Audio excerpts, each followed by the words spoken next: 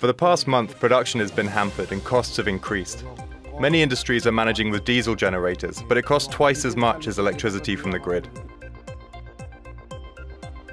पाकिस्तान की तरह बांग्लादेश भी कंगाली की राह पर बिजली का बिल नहीं भर पा रही सरकार, देश के 100 पावर प्लांट हुए बंद। हाल ही में हमने जो कुछ पाकिस्तान में देखा वैसे ही तस्वीरें बांग्लादेश से आ रही हैं।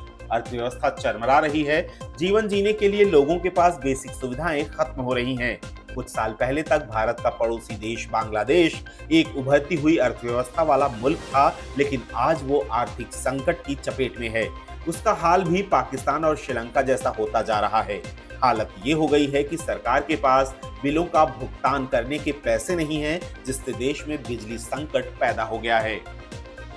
पाकिस्तान और श्रीलंका के बाद भारत का एक और पड़ोसी देश गंभीर आर्थिक संकट की चपेट में है। बांग्लादेश का बिजली और ऊर्जा कर्ज अब $2.5 बिलियन से ज्यादा हो गया है, जिससे अब और ज्यादा पावर प्लांट्स के ठप होने और बिजली संकट के और ज्यादा गहराने का खतरा पैदा हो गया है। पिछले एक साल में बांग्लादेश लगातार अपने ऊर्जा और बिजली बिलों का भुगतान करने में फेल हो रहा है।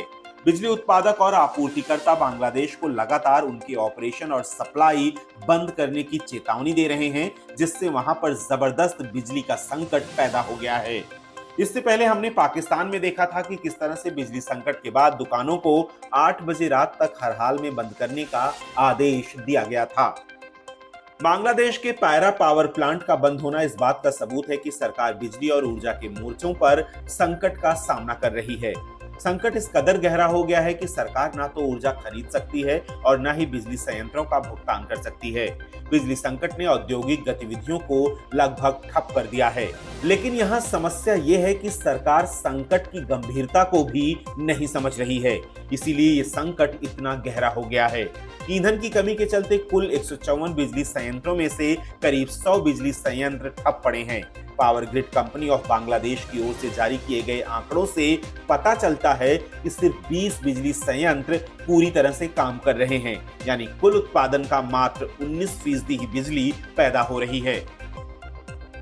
पाकिस्तान की तरह बांग्लादेश का भी विदेशी मुद्रा भंडार सिकुड़ता जा रहा है। इसी साल मार्च के अंत तक बांग्लादेश का विदेशी मुद्रा भंडार 31.14 अरब डॉलर तक पहुंच गया था, जो दिसंबर 2016 के बाद सबसे कम था।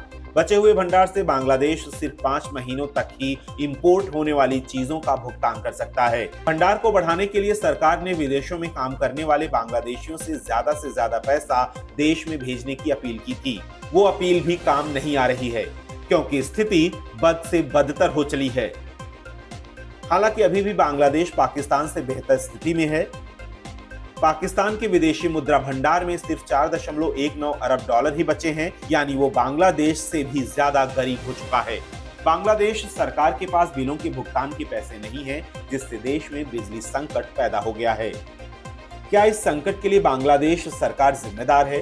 बांग्लादेश को इस संकट से उबारने के लिए क्या करना चाहिए? It is costing us a lot. It's costing our common people. There has been inflation, and also the government is paying a lot because we are like Bangladesh is an energy dependent country. Naturally, we buy energy from abroad. The cost of energy has shoot up, resulting in there is high inflation rate. We are trying to control the inflation, providing subsidies, and it is costing the government.